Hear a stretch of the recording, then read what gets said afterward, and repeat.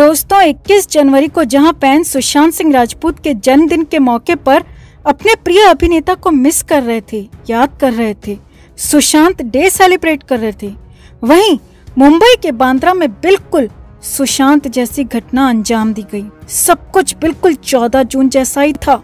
वैसा ही संदिग्ध मामला, वैसा ही कूपर अस्पताल और बॉलीवुड से भी बहुत बड़ा कनेक्शन जुड़ रहा है। और यहाँ बड़ी बात हो रही है मशहूर कोरियोग्राफर के घर में हुई सुशांत जैसी ही घटना की, जिसके बाद एक बार फिर से शक और संदेह की सुई घूम गई है दोस्तों, क्योंकि इस मामले में रेमो की पत्नी का बयान अलग है, पत्नी के पिता का बयान अलग है। और खास बात यह है कि खुद रेमो डिसूजा कुछ भी बोलने को तैयार नहीं है। कई मीडिया हाउसेस ने रेमो के बयान लेने की कोशिश की, मगर रेमो ने कुछ भी कहने से साफ इनकार कर दिया। तो आखिर क्या हुआ रेमो के घर में? क्यों घर वाले अलग अलग बातें बोल रहे हैं और क्यों इसे कहा जा रहा है सुशांत पार्ट 2? आपको बताते हैं सब कुछ। आप भी मृतक की आत्मा की शांति की प्रार्थना करें और कमेंट में अपनी बात, अपनी राय जरूर रखें। तो मशहूर कोरियोग्राफर और डायरेक्टर रेमो डिसूजा के साले जेसन वॉटकिंस की मौत की खबर ने सबको हिला दिया, क्योंकि यहाँ सब कुछ सुशांत सिंह राजपूत के जैसा ही था। वही पंखा, वही हरा कपड़ा, वही कूपर अस्पताल। 20 जनवरी की शाम को डिसूजा की पत्नी के भाई जेसन वॉटकिंस मुंबई स्थित अपने घर में संदिग्ध हालत में मृत पाए गए। सबसे पहली बात यह है दोस्तों कि सुबह हुई घटना का पता शाम तक किसी को नहीं लगा। ये कैसे हो सकता है? और जब भाई के जाने की, निधन की खबर मिली तो रेमो डिसूजा की पत्नी लेजल डिसूजा ने सबसे पहले इंस्टाग्राम पर इसके बारे में लिखा और दुख से सराबोर नजर आई। सामने आया कि जब 20 की शाम को सुसाइड की जानकारी मिली तो बांद्रा पुलिस भी मौके पर पहुंची और वहां बॉडी के पास सिर्फ लेजल के पिता थे, क्योंकि रेमो और उनकी पत्नी लेजल वैकेशन मनाने गए हुए थे। मामले के सामने आने के बाद पुलिस ने पहले केस दर्ज किया और फिर बॉडी को पीएम के लिए मुंबई के कूपर अस्पताल भेज दिया। सामने आया कि पुलिस ने मौके पर मौजूद पिता का बयान दर्ज किया और आगे की छानबीन शुरू की। पुलिस अब मृतक जैसन की बहन यानी कि लेजल डिसूजा का बयान दर्ज करने वाली है, क्योंकि वही बता सकती हैं कि जैसन यानी कि उनके भाई ने किस हालत में, कैसे और क्यों ये कदम उठाया होगा।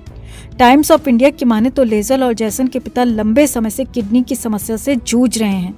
वो डायलिसिस पर थे और खुद अस्पताल में एडमिट थे। बेटा जैसन सुबह पापा की देखभाल करने आता था, मगर जैसन न तो 19 की सुबह आया न शाम को, और फिर 20 की सुबह भी बेटा नहीं आया तो पिता को टेंशन हो गई। उन्होंने कई बार कॉल किया, मगर जैसन का फोन लगातार स्विच ऑफ आ रहा था। रेमो और लेजल गोवा में थे, इसीलिए वहां से कुछ कर नहीं पाए। इसके बाद पिता खुद अस्पताल से बाहर निकले, अपने बेटे को ढूंढते हुए अस्पताल से घर लौटे और घर पर पहुंचे तो बेटे को इस हाल में पाया, आखिरी हालत में पाया। लेजल डिसूजा ने खुद टाइम्स ऑफ इंडिया को बताया कि किसी तरह घर पहुंचने के बाद जब पापा ने दरवाजा खोला तो पाया कि जैसन ने अपनी जान ले ली थी। जैसन ने कहा कि मुंबई में उनकी मां के निधन के बाद उनके पापा और दोनों भाई उनके साथ ही रहते थे। क्या जैसन परेशान था? इस सवाल के जवाब में रेमो की पत्नी लेजल ने रोते हुए जवाब दिया और कहा कि मां के जाने के बाद से वो बेहद डिप्रेस्ड रहता था। साल 2018 में जब मां का निधन हुआ तो उसके बाद वो टूट गया था, क्योंकि वो उनके सबसे करीब था। लेजल ने बताया कि जैसन ने शादी नहीं की थी, उसकी उम्र तकरीबन 34 साल की थी और लेजल की माने तो जैसन बॉलीवुड में हाथ आजमाना चाहता था, मगर उसे सफलता नहीं मिल पा रही थी। वो कई जगह ऑडिशन भी दे चुका था।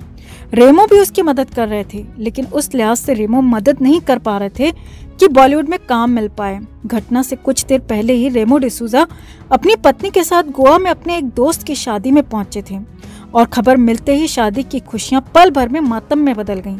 लेजल ने बताया कि मुझे पापा का फोन आया, उन्होंने मुझे कहा कि मुझे जैसन के बारे में बताओ। पहले तो मुझे और रेमो को कुछ भी समझ में नहीं आया, लेकिन जब पता चला कि सब कुछ खत्म हो चुका है तो हम तुरंत ही गोवा से मुंबई लौट आए, जहां जैसन के बाद पिता सदमे में थे। रिपोर्ट्स की माने तो 1 महीने से जैसन बेहद ज्यादा परेशान था और वो बहन के घर भी नहीं जा रहा था। उसके कुछ दोस्तों के फोन लगातार आ रहे थे। वो दोस्तों के बारे में भी किसी से ज्यादा बात नहीं करता था और फिर अचानक बिना किसी ठोस वजह के मृत पाए जाना सभी को हैरान कर रहा है। रेमो और उनका परिवार मुश्किल में फंसता हुआ यहाँ पर दिख रहा है दोस्तों। फिलहाल मुंबई पुलिस जैसन की संदिग्ध मौत की जांच कर रही है, मगर मुंबई पुलिस की जांच के बारे में हम सब जानते हैं दोस्तों। तो असल में क्या हुआ होगा जैसन के साथ? क्या वजह है? सिर्फ डिप्रेशन, काम नहीं मिलना या फिर कुछ और? या यहाँ भी कुछ फाउल प्ले हो सकता है? आप भी इस खबर पर अपनी राय जरूर बताएं कि क्या बॉलीवुड में अब गंदगी की पराकाष्ठा हो चुकी है। कमेंट कर जरूर बताएं और मृतक की आत्मा की शांति की प्रार्थना करें। ओम शांति।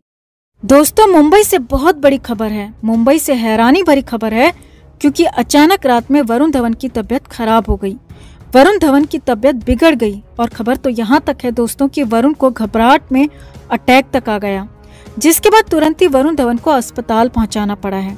रातों रात वरुण को अस्पताल पहुंचाया गया, जिसके बाद पूरे धवन परिवार का रो रो कर बुरा हाल है। तो बताते हैं आपको क्या है पूरा अपडेट। आप भी वरुण की सेहत को लेकर कमेंट जरूर करें और दुआ जरूर करें और चैनल को सब्सक्राइब कर हमारी ताकत बढ़ाएं। तो वरुण धवन अस्पताल में है दोस्तों। जी हाँ, वरुण धवन की तबीयत खराब होने के बाद वरुण धवन को अस्पताल में भर्ती कराया गया है। वरुण का लेटेस्ट अपडेट भी आपको बताएंगे, लेकिन उससे पहले ये देखिए और समझिए कि आखिर हुआ क्यों और कैसे ये सब कुछ। तो मंगलवार को वरुण धवन एक एड की शूटिंग कर रहे थे और वहीं सेट पर उनके साथ उनके ड्राइवर मनोज भी मौजूद थे और सेट पर ही धवन के ड्राइवर मनोज को सीने में दर्द हुआ। वरुण मनोज को लेकर अस्पताल पहुंचे, लेकिन तब तक मनोज ने दुनिया छोड़ दी थी। हार्ट अटैक से मनोज की मौत हो चुकी थी। अब खबर है कि मनोज ने वरुण धवन के सामने ही दम तोड़ा, जिसके बाद से वरुण बेहद ज्यादा परेशान डिस्टर्ब नजर आ रहे थे। वो बार बार मनोज से लिपट कर दहाड़े मार मार कर रो रहे थे, उन्हें उठाने की कोशिश कर रहे थे। बुधवार को मनोज का अंतिम संस्कार किया गया, जिसमें वरुण के साथ ही उनके भाई रोहित धवन भी मौजूद थे और मनोज के परिवार के साथ दोनों भाई इस मुश्किल घड़ी में खड़े रहे। मनोज के बेटे को अपने साथ ही रखा और अब खबर है कि वरुण धवन की भी हालत ठीक नहीं है। वो लगातार परेशान हो रहे थे, उन्हें घबराहट हो रही थी। अब सबसे बड़ी खबर यह है कि बुधवार की रात को जब वरुण धवन घर पहुंचे तो उनकी हालत ठीक नहीं थी। मनोज पिछले 26 सालों से वरुण धवन के ड्राइवर थे और वरुण के साथ मनोज की काफी अच्छी बॉन्डिंग थी और इसी को याद करके वरुण धवन परेशान थे। खबर है कि वरुण धवन को रात में एंजाइटी की दिक्कत होने लगी, एंजाइटी की परेशानी होने लगी और घबराहट होने लगी। पहले तो वरुण धवन को घर में ही आराम करने के लिए कहा गया, सोने के लिए कहा गया और रात में ही डॉक्टर से भी बात की गई, लेकिन वरुण धवन की हालत में कोई सुधार नहीं हुआ। हालत यह थी कि घबराहट में वरुण को एंजाइटी अटैक तक आने की खबर है। जी हाँ, वरुण धवन को घबराहट की वजह से एंजाइटी अटैक तक आने लगा। वरुण की हालत अचानक बिगड़ने लगी। तुरंत ही डॉक्टर को कॉल किया गया और डॉक्टर की सलाह के बाद तुरंत ही रोहित धवन वरुण के घर पहुंचे। रोहित धवन वरुण के पास में ही रहते हैं, लेकिन उनका घर अलग है। तुरंत ही वरुण धवन के भाई रोहित धवन वहां पहुंचे और वरुण धवन को लेकर अस्पताल पहुंचे। जी हाँ, रात के 2:30 बजे खबर है कि वरुण धवन को मुंबई के ब्रीच कैंडी अस्पताल लाया गया और अस्पताल में उन्हें भर्ती कराया गया। इस दौरान रोहित धवन हर वक्त वरुण के साथ ही मौजूद थे, हर वक्त बार बार उनके साथ ही खड़े थे।